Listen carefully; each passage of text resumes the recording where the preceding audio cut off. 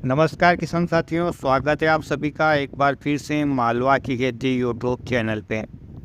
जैसा कि किसान साथियों, पिछले वर्ष हमने देखा है कि जो मानसून था वो काफ़ी रुका हुआ था और इस वर्ष का जो मानसून है वो काफ़ी अच्छा देखने को मिल सकता है, क्योंकि अल नीनो का जो प्रभाव है वो समाप्त होने जा रहा है। वही ला नीनो का प्रभाव हमें अच्छी मानसून की संभावना जता रहा है। तो किसान साथी इस समय काफ़ी उत्साहित हैं।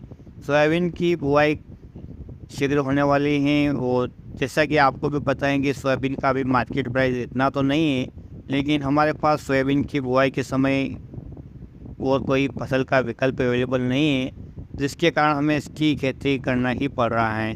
हालांकि थोड़ा बहुत एरिया में हम दूसरी फसल लगा सकते हैं, लेकिन अधिकतर क्षेत्र में जहाँ सोयाबीन की खेती होती है वहाँ पर ज़्यादातर रकबा सोयाबीन का ही होता है।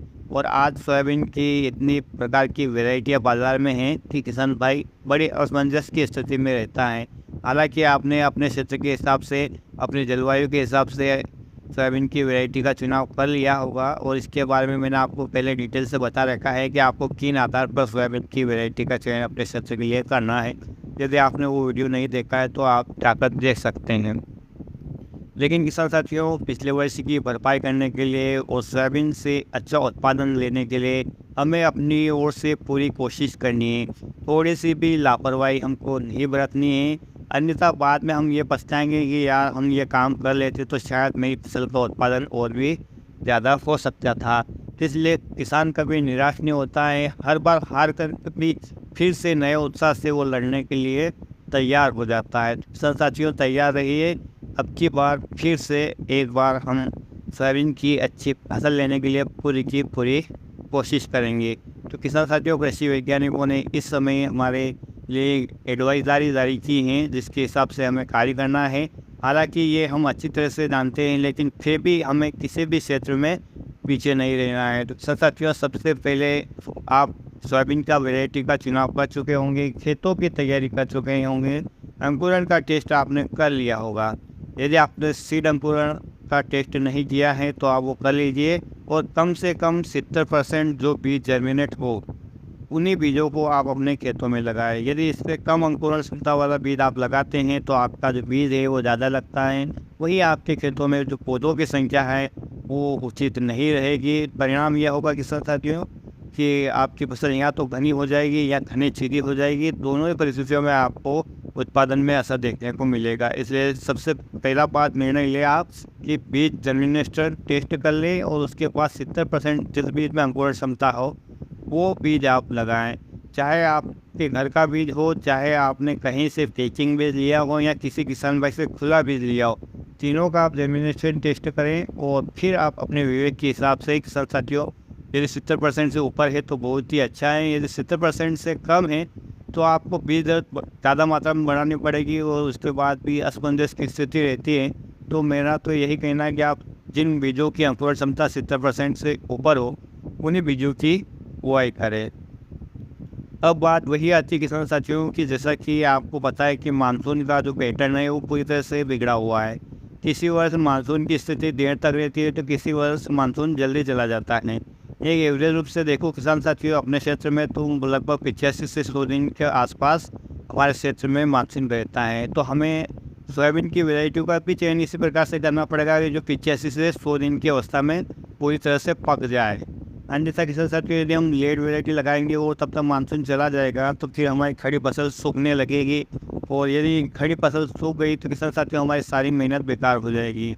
बाद में यदि हमारे पास इरिगेशन का साधन भी है तो किसान साथियों, बहुत बार क्या होता है कि हम जैसे ही पानी पिलाते हैं उल्टा रिएक्शन हमारी फसल में होने लगता है और हमारी खड़ी जो फसल है एकदम से बढ़ा जाती हैं, एकदम से सूख जाती हैं।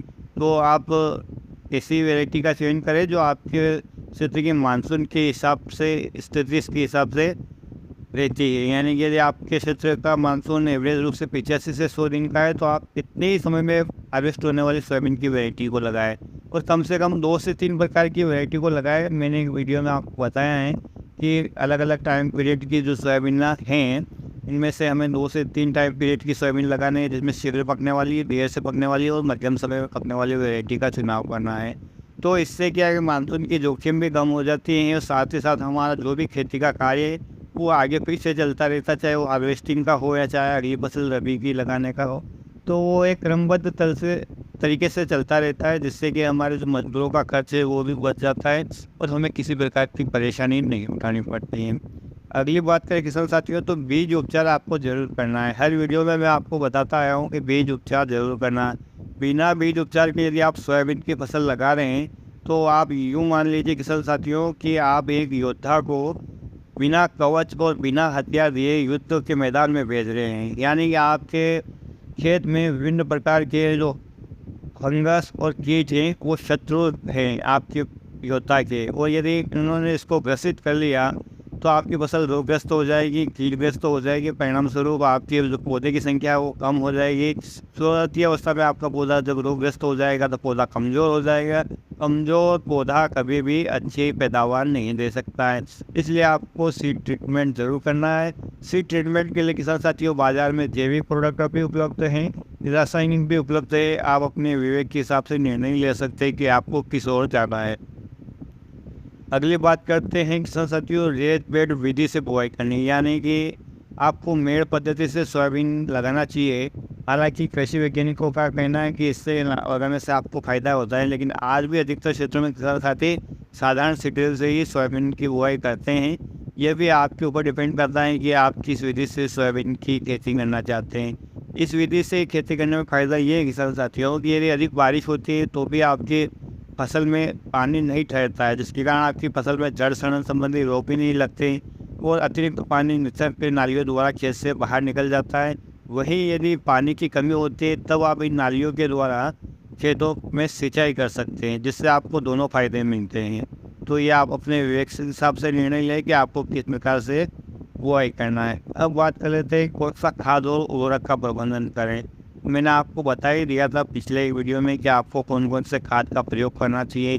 2 से 3 प्रकार के विकल्प अवेलेबल हैं और इनकी जो मात्रा रहती है नाइट्रोजन, फास्फोरस, पोटास, सल्फर की फिर से बता देता हूँ। प्रति हेक्टेयर के हिसाब से 25, 60, 40, 20 यानी 25 kilo nitrogen, 60 kilo phosphorus, 40 kilo potash और 20 किलोग्राम प्रति हेक्टेयर के मान से आपको सल्फर का प्रयोग करना है। इस हिसाब से आप अपने जो विकल्प का चुनाव कर सकते हैं। यानी यदि आप 12-32-16 जो मिश्रित फार्मूला आता है इसमें नाइट्रोजन, फास्फोरस, पोटास आता है वो लेना चाहें तो आप 200 किलोग्राम ले सकते हैं प्रति हेक्टेयर के हिसाब से। या वहीं यदि हम डीएपी की ओर जाते हैं किसान साथियों तो 133 किलोग्राम डीएपी हमें लेना है और म्यूरेट ऑफ पोटास 66 किलोग्राम और 25 किलोग्राम हमें जिंक सल्फेट लेना है, जिससे कि जिंक और सल्फर दोनों की पूर्ति हो जाए। किसान साथियों इन उर्वरक की मात्रा को आप सीमित मात्रा में ही लेना है, यानी इससे अधिक भी आपको उपयोग नहीं करना है, क्योंकि लगातार यदि हम इनका प्रयोग करेंगे तो हमारी ज़मीनें खराब होती जा रही है, हमारी ज़मीन की उर्वरा क्षमता है वो धीरे धीरे कम होती जा रही है। इसलिए हमें इनका इतना ही डोज लेना है कि हमारी ज़मीनें खराब ना हो। जैसे कि आप डीएपी उर्वरक में नाइट्रोजन तो कम मात्रा में होता है परंतु फास्फोरस तत्व ज़्यादा मात्रा में होता है, जिससे फसलें नाइट्रोजन उर्वरक का उपयोग तो कर लेती है परंतु जो फास्फोरस होता है वो घुलनशील अवस्था में कम रहता है और एक स्थान से दूसरे स्थान पे भी नहीं जा सकता, यानी इसमें मोबिलाइजिंग की प्रक्रिया नहीं होती है, जिससे कि इसका पौधे संपूर्ण उपयोग नहीं कर पाते हैं और ज़मीन में अधिक मात्रा इसकी संग्रहित हो जाती है, तो ज़मीन की जो उर्वरा शक्ति है वो धीरे धीरे कम होने लगती है। तो इससे अच्छा उपाय ये है कि आप NPK वाला मिश्रित फार्मूला है 12-32-16 वो इसकी जगह यूज़ करें तो आपको अलग फायदे देखने को मिलेंगे। किसान साथियों अब बात करते हैं कि हमें फर्टिलाइज़र को कैसे देना है। तो वही तरीका किसान साथियों जैसा मैंने पिछले वीडियो में बताया था कि आप यहाँ तो यदि डबल पेटी वाली सीडें आपके पास है तो आप इन उर्वरक को उड़ाई करके दे सकते हैं 20 से 2 इंच नीचे। और यदि आपके पास सिंगल पेटी की मशीन है तो आप किसान साथियों जब आप सोयाबीन की बुआई करें तो अंतिम जुताई से पहले भी आप खेत में डाल सकते हैं या सीडड्रिल के आगे भी इनको डाल के आप बाद में सीडड्रिल चला लीजिए तो ये मिट्टी में मिल जाएंगे और आपकी पौधे को पानी के साथ सुरक्षित अवस्था में आके मिल जाएंगे। तो इस प्रकार से आपको अपनी सोयाबीन से बम्पर पैदावार लेने के लिए या उचित पैदावार लेने के लिए बातों का ध्यान रखना होगा। इनमें से किसी भी बात को आप छोड़ते हैं तो किसान साथियों ये निर्णय ठीक नहीं रहेगा, क्योंकि हर एक पॉइंट इसमें महत्वपूर्ण है। तो किसान साथियों आज के वीडियो में इतनी जानकारी से उम्मीद करता हूँ ये वीडियो आपको पसंद आएगा। पसंद आए तो प्लीज़ वीडियो को लाइक, चैनल को सब्सक्राइब और अन्य किसान भाई भेद में से शेयर करना ना भूलें। फिर मिलते हैं एक नए वीडियो में एक नई जानकारी के साथ। तब तक के लिए जय हिंद, जय जवान, जय किसान।